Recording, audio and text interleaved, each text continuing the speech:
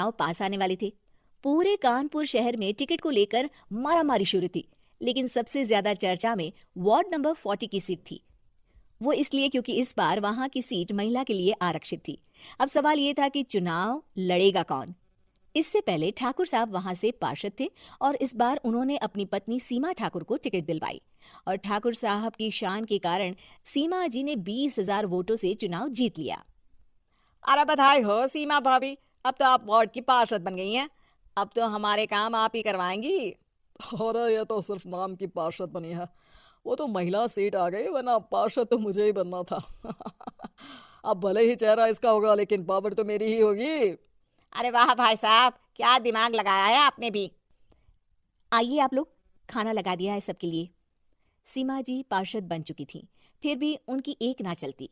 सारे काम ठाकुर साहब खुद ही संभाल लेते और जहां जरूरत पड़ती वहां सीमा जी का अंगूठा लगवा लेते। सीमा जी ज्यादा पढ़ी लिखी भी नहीं थी। एक दिन ठाकुर साहब और सीमा एक प्रोग्राम में जाते हैं। अरे ठाकुर साहब, आप आ गए। ओहो, पार्षद मैडम भी आ गई हैं। स्वागत है आप दोनों का। लगता है हमारे पार्षद फंड का सही इस्तेमाल हो रहा है। चलिए अब उद्घाटन करते हैं। ये लीजिए ठाकुर साहब कैची, आप ही सबसे पहले प्रवेश कीजिए। सब लोग आगे निकल जाते हैं और सीमा जी पार्षद होने के बावजूद भी पीछे खड़ी रह जाती हैं। वो देखती हैं कि वेलकम बोर्ड पर उनका नाम है, लेकिन महिला होने के कारण कोई उनका सम्मान नहीं कर रहा। अगले दिन एक आदमी उनके घर आता है। अरे ठाकुर साहब नमस्कार। कल ना हम नोटिस किए कि हमारा घर तो अवैध है और नगर निगम वाले उसे तोड़ने आ रहे हैं। अरे कुछ कीजिए ना ठाकुर साहब। देखो भाई, मैं तो ज्यादा कुछ कर नहीं सकता, पर अगर तुम सबकी जेब गर्म कर दो तो कुछ हो सकता है। कुल मिलाकर 4 लाख लगेंगे। अरे 4 लाख ठाकुर साहब? अरे भाई, मैं अपने लिए नहीं मांग रहा हूँ। दरोगा है, इंजीनियर बाबू है, बड़े साहब है, सबको देना पड़ता है ना थोड़ा थोड़ा। बोलो है मंजूर? तभी वहां अचानक सीमा जी आ जाती हैं। अरे ये आप क्या कर रहे हैं? पहले इन्हीं लोगों से तो आपने वोट मांगे, अब इनसे ही पैसे ले रहे हो।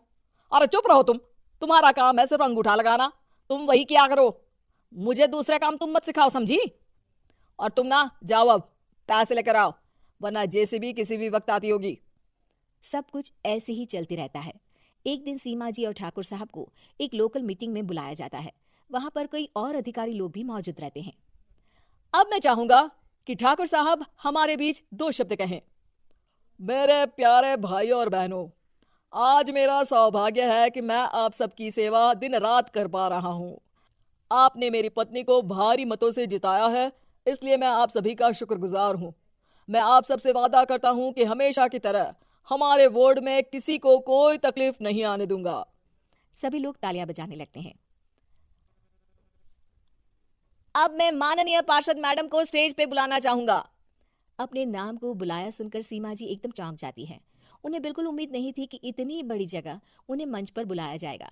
जैसे तैसे वो मंच पर चढ़ती हैं।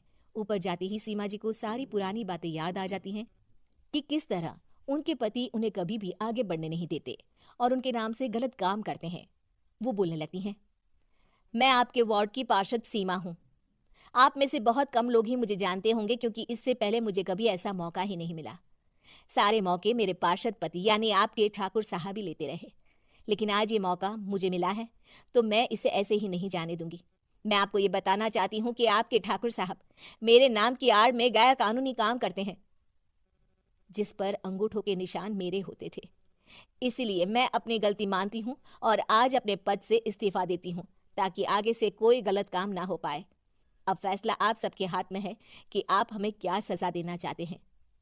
सीमा जी की बातें सुनकर ठाकुर साहब के चेहरे का रंग उड़ जाता है और वो शर्म से मुंह नीचा करके वहां से चले जाते हैं और पद से इस्तीफा देकर ही सही सीमा जी अपने आप में आत्मविश्वास महसूस करते हैं।